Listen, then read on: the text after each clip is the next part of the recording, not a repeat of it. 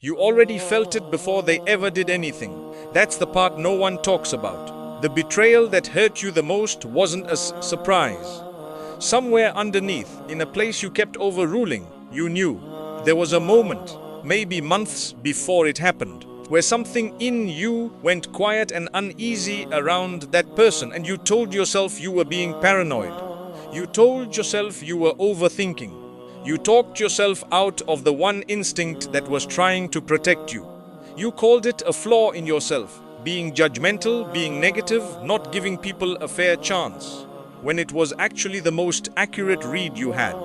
And then they did exactly what that instinct was warning you about. And afterward, this is the part that haunts people, you didn't even feel shocked. Under the hurt, there was a sickening flicker of recognition. I knew. Some part of me knew. You went back through the memory and found all the moments you'd waved away. The time they let you down in something small and you made an excuse for them, the comment that didn't sit right, the promise that bent, the way they spoke about someone else that you chose not to apply to yourself. The evidence had been accumulating the whole time. You just kept filing it under give them the benefit of the doubt, until the doubt finally collected its debt. So let's stop pretending the problem is that you can't see betrayal coming. You can. The problem is that you keep arguing with what you see. You keep explaining away the behavior because you want the person to be who you hoped they were, instead of who they keep showing you they are. Today, I'm going to name the behaviors, the specific, observable things a person does long before they betray you, so that the next time your gut goes quiet around someone, you'll have the words for what it's actually seeing. This isn't about becoming cold or suspicious of everyone. It's about something our deen takes extremely seriously, knowing the signs of a person whose word cannot be trusted. So you stop handing your trust to people who are always going to drop it. Trust is one of the heaviest things you can place in another person's hands. Our entire faith treats the keeping of a trust as a mark of true belief and its betrayal as a mark of its absence. So learning to see who can hold it isn't paranoia, it's stewardship of something sacred. Let me start with the most overlooked one, not the dramatic red flag, the quiet one, the one you've been trained to ignore. They're loyal to you until loyalty costs them something. Watch how a person behaves when being on your side is easy. Almost everyone passes that test. They'll agree with you, support you, stand with you when it costs them nothing. Now watch what happens the moment your side becomes the expensive side. The moment defending you might make them look bad. The moment staying loyal to you means losing something, that status, another relationship, an advantage. Watch what they do in that exact second, because that second is the truth and everything before it was just comfort. The person who will betray you doesn't usually announce it. They just quietly recalculate. The friendship was real as long as it was profitable. And the day it stops being profitable, the day you need them more than they need you, they're already gone, and they'll have a perfectly reasonable explanation for why. And don't expect the betrayal to look like betrayal. That's what makes this one so hard to catch in advance. The conditional friend rarely does anything you could point to and call a clear stab in the back. They don't attack you. They just become unavailable at the exact moment you needed them. The call goes unreturned right when it mattered. The support that was loud when it was free goes silent when it would have cost something. They didn't do anything, technically. And that's defense they'll hide behind. But absence at the decisive moment is its own kind of treachery. And a person who vanishes precisely when standing with you got expensive has told you everything about what their loyalty was ever worth. This is the heart of what the Prophet, peace be upon him, warned us about when he described the signs of the hypocrite. He said that among the signs is that when he is entrusted, he betrays that trust. And when he makes a promise, he breaks it. And when he disputes, he is wicked and abusive. Reported in Sahih al-Bukhari and Sahih Muslim. Notice what these signs have in common. They are all about what a person does under pressure, when keeping their word becomes inconvenient. Anyone can keep a promise that costs nothing. The believer is known by the promise he keeps when it hurts to keep it. So here's the first thing your instinct is reading. Not whether someone is nice to you, but whether their loyalty has ever been tested. If it never has, you don't actually know what you have. You're just hoping, and hope is not the same as trust. And here's the cruelest part of this particular sign. The test almost always comes at the worst possible moment for you. Loyalty doesn't get tested when you're winning. It gets tested when you're down, when you're vulnerable, when you most need someone to stand firm. That's precisely when the conditional friend recalculates and slips away, which means you discover the truth about them at the exact moment you were least able to absorb the loss. You find out who was real not in the good times, but in the collapse, when the people you counted on quietly thin out, and a few you barely noticed turn out to be the ones still standing there. Painful as it is, that collapse is information. It sorts your life into people whose loyalty was priced and people whose loyalty was real, and you never have to wonder again. That's the quiet one. The next sign is louder, and once you see it, you'll spot it in people within minutes of meeting them.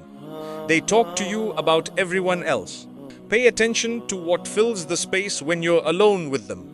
Listen to how much of the conversation is about other people who aren't in the room. Their secrets, their flaws, their private business, delivered to you like you're being trusted with something special. It feels like intimacy. It feels like they've chosen you, let you inside, made you a confidant.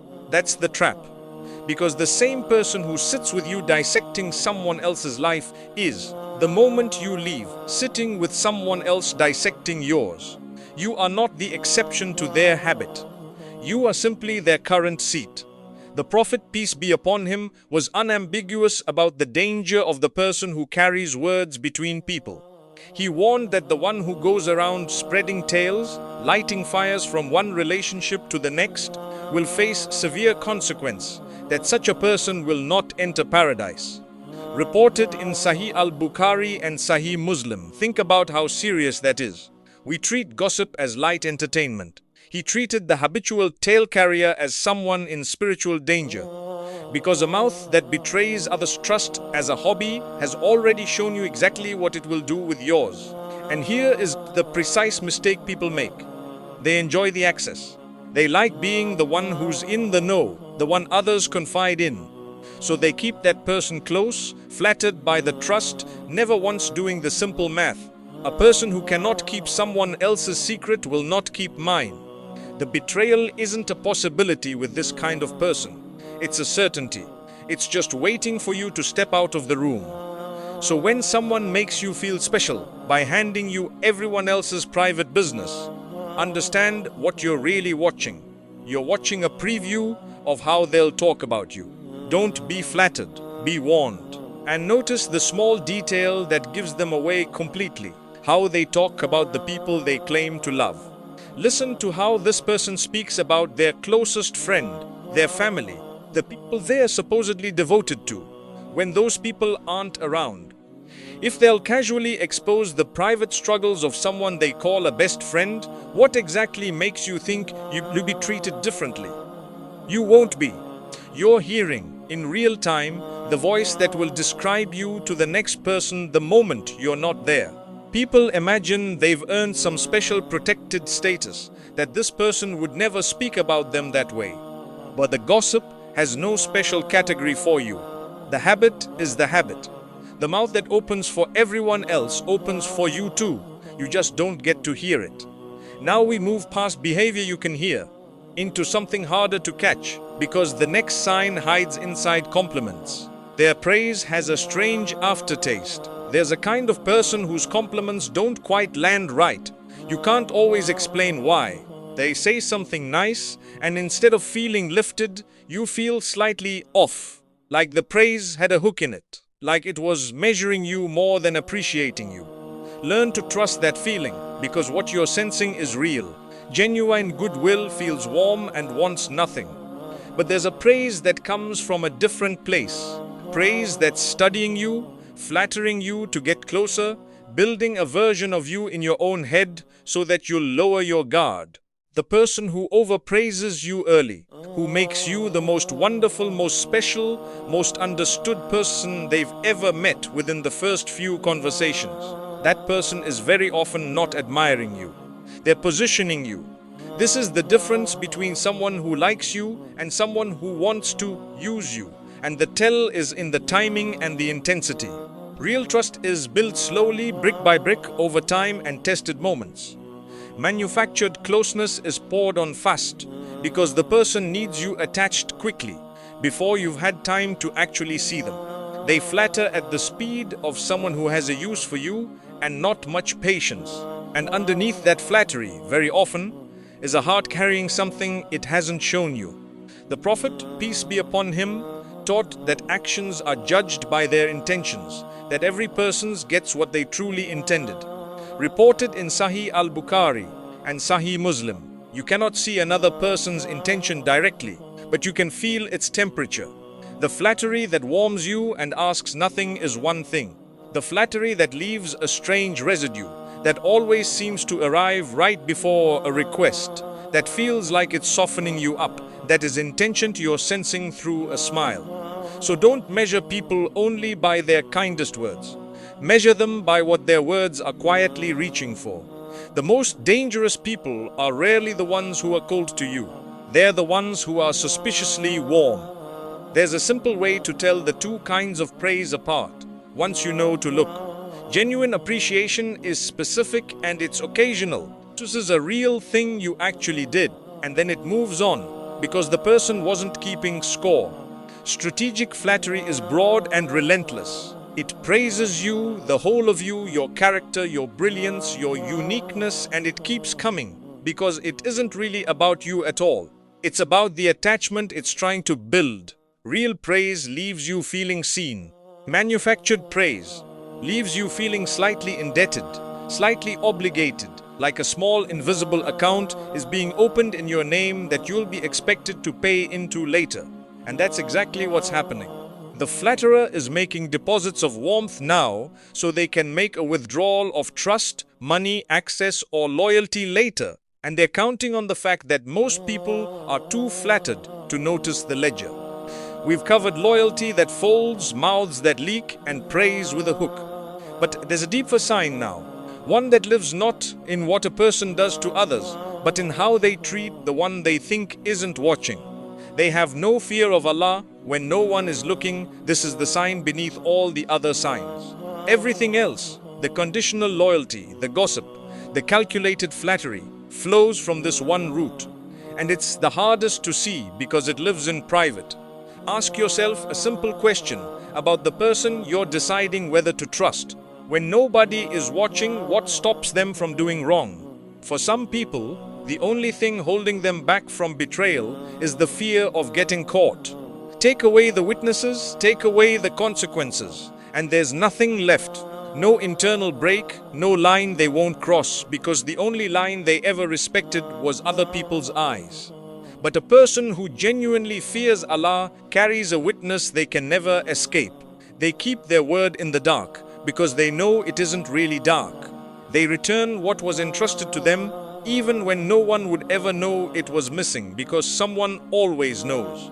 That internal accountability is the only reliable foundation for trust there is. And a person who lacks it is trustworthy only as long as they're being watched. The moment your back is turned, the math changes, because the only thing that was ever stopping them was the fear of your eyes, not the fear of His. Allah described Himself in a way that should reshape how you read every human being. He said that He knows the treachery of the eyes and what the hearts conceal. Surah Ghafir 40:19. The treachery of the eyes, the betrayal that hasn't happened yet, that's still just a flicker of intention behind someone's gaze. Allah sees it before it becomes an action. And the person who lives knowing that, who believes that their hidden disloyalty is already seen, governs themselves from the inside. That's the person whose trust holds when no one's looking. That's the only kind of trust worth leaning on. So when you're weighing whether to trust someone, look past how they behave in front of you and ask what they're like when they think they're unobserved. How do they treat the waiter, the worker, the person who can do nothing for them? What do they do with a mistake in their favor that no one noticed? Do they cut corners when the corner cutting is invisible? Because the way a person behaves when they believe no one is watching is the exact way they'll behave toward you the moment they believe you can't see. This is also why a person's relationship with Allah tells you more about whether to trust them than almost anything they say to your face. Not the performance of religion. Anyone can perform. The private practice. The person who quietly stands in prayer when no one's keeping count, who is honest in the small transaction no one would ever audit, who keeps a promise that cost them and that no one would have known they broke. That person has installed a witness inside themselves that doesn't switch off when you leave the room. Their trustworthiness isn't dependent on your supervision. And that's the rarest and most valuable thing you can find in another human being. Someone who is the same person in the dark as they are in the light. Find that, and you've found someone whose word means something. Miss it, and all the charm in the world is just a nicer surface on a foundation that will give way the moment it's convenient. And this leads to the deepest layer of all, the one that explains why you keep getting betrayed by people you knew you shouldn't trust. The real reason you keep getting hurt. Here's the uncomfortable truth this whole video has been circling toward. In most betrayals, the signs were there. You saw them. Your instinct flagged them. And you betrayed yourself first by overruling what you knew. Why do we do that? Why do we keep extending trust to people who've already shown us in a dozen small ways that they can't hold it? Sometimes it's loneliness. We're so afraid of being alone that we accept a counterfeit connection over an honest solitude. Sometimes it's hope. We've decided who we want this person to be, and we keep paying for that fantasy long after reality sent the bill. Sometimes it's our own ego. We don't want to admit we misjudged someone, so we keep doubling down to protect our pride instead of our peace. And sometimes it's simply that we were never taught that walking away is allowed, that protecting your trust is not a sin, that distance is not cruelty, that you are permitted to close a door Allah has been trying to close for you. And there's one more reason, maybe the most common of all. We mistake our own good heart for a reliable lie detector. Sincere people tend to assume others are sincere. The person who would never betray a friend genuinely struggles to imagine that someone smiling at them is calculating. So they project their own loyalty onto people who don't have it, and they get blindsided, not because they're foolish, but because they're decent, and decency has a blind spot shaped exactly like its own goodness. If that's you, understand this clearly. Your kindness is not the problem, and you should never trade it away. But kindness without discernment is just an open door, and not everyone who walks through it came to be your friend. You can keep the warm heart. You just have to put a wise mind on guard in front of it. The believer is given a beautiful piece of guidance for exactly this. The Prophet, peace be upon him, taught that a believer is not stung from the same hole twice. Reported in Sahih al-Bukhari and Sahih Muslim. Read that carefully, because it's not telling you to be paranoid. It's telling you to be awake, to learn, to let the lesson of a betrayal actually become wisdom, instead of a wound you reopen by trusting the same kind of person all over again. Allah does not ask you to be naive. He asks you to be discerning, to think well of people in general. Yes, but to also take your precautions, to recognize a pattern, to stop handing your trust to hands that have already proven they'll drop it. This doesn't mean you become hard. That's the trap on the other side. Letting betrayal turn you into someone who trusts no one, who reads every kindness as a threat, who poisons their own remaining relationships with suspicion the guilty parties earned. That's just a different way of letting them win. The goal was never to wall off your heart. The goal is to give your trust wisely, generously to those who've proven they can hold it, and cautiously, slowly to those who haven't yet. So let's put it all together into something you can actually use, because recognizing the signs is only half of it. What you do next is what protects you. What you do with this, you don't need to confront anyone. You don't need a dramatic exit or an accusation or a final conversation where you lay out their flaws. That's not wisdom, that's theater, and it usually just hands them ammunition. What you do is quieter and far more powerful. You adjust the amount of trust to match the evidence. The person whose loyalty folds under pressure, you simply stop putting weight on them that they've shown they can't carry. The one who brings you everyone's secrets, you enjoy their company if you must, but you stop handing them yours. The one whose flattery has a hook, you receive the words and watch the hands. The one with no fear of Allah in private, you keep your most important trust far from their reach. You don't announce any of this. You just stop overruling your own instinct, and you let people earn access to you at the pace their character actually justifies. Think of trust not as a switch that's either on or off, but as a series of rooms.